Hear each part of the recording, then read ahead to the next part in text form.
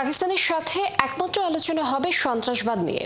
বিষয়টি আবারও জোর দিয়ে বলেছেন ভারতের পররাষ্ট্রমন্ত্রী এস জয়শঙ্কর।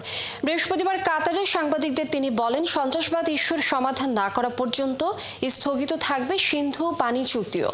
ভারত যুদ্ধবিরতি ভঙ্গ করলে দ্রুত এবং নিশ্চিত জবাব দেওয়ার হুঁশিয়ারি দিয়েছেন পাকিস্তানের ISPR এর ডিজি আহমেদ শরীফ চৌধুরী। আরও জানাচ্ছেন মাহফুজুর রহমান। একনল হ্যান্ড ওয়াশ 100% প্যারাবেন ফ্রি, তাই নিরাপদ হাতের জন্য আস্থা রাখুন একনলে। ভারত পাকিস্তান সংঘাত বন্ধ হলেও থামছে না কথার লড়াই। দুপক্ষই নিজেদের শক্তিমত্তা জানান দিতে চাইছে। এই মুহূর্তে পাকিস্তানকে সবচেয়ে বিপজ্জনক মনে করছে ভারত। তাই পাকিস্তানের পারমাণবিক অস্ত্রের দায়িত্ব আন্তর্জাতিক আণবিক শক্তি সংস্থাকে নিতে বলছেন ভারতের প্রতিরক্ষামন্ত্রী রাজনাথ সিং।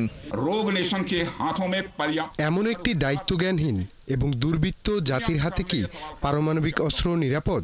আমি গোটা বিশ্বের সামনে প্রশ্ন রেখে বলছি, পাকিস্তানের পারমাণবিক অস্ত্রগুলো আন্তর্জাতিক পরমাণু শক্তি সংস্থার তত্ত্বাবধানে নেওয়া উচিত।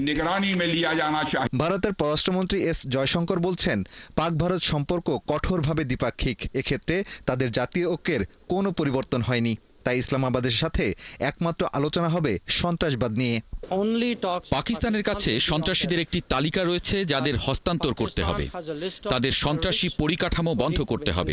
তারা জানে কি করতে হবে। সন্ত্রাসবাদের উপর কি করা উচিত তা নিয়ে আমরা তাদের সাথে আলোচনা করতে প্রস্তুত।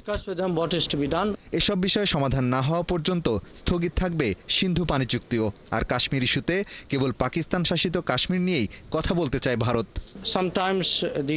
সিন্ধু পানি চুক্তি স্থগিত রাখা হয়েছে। পাকিস্তানের মাধ্যমে সীমান্তে সন্ত্রাসবাদ বিশ্বাসযোগ্য এবং অপরিবর্তনীয়ভাবে বন্ধ না হওয়া পর্যন্ত এটি স্থগিত রাখা হবে।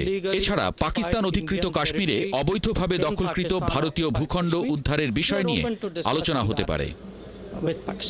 এদিকে ভারত যুদ্ধবিরতি ভঙ্গ করলে দ্রুত এবং নিশ্চিত জবাব দেওয়ার হুঁশিয়ারি দিয়েছেন পাকিস্তানের ISPR এর ডিজি। যে কেউ আমাদের ভূখণ্ডে অখণ্ডতা ও সার্বভৌমত্ব লঙ্ঘনের চেষ্টা করবে, আমাদের প্রতিক্রিয়া হবে নৃশংস। তাই গুরুতর উত্তেজনার ফলে পারস্পরিক ধ্বংস হতে পারে। তিনি আরও বলেছেন, ভারত গোটা বিষয় অভ্যন্তরীণভাবে জড়িয়ে ফেলার চেষ্টা করছে। কাশ্মীরে সেনা মোতায়েন করে জনগণকে হয়রানি করছে, অথচ জাতিসংঘের প্রস্তাব অনুযায়ী এটি কাশ্মীরের জনগণকেই সমাধান করতে হবে।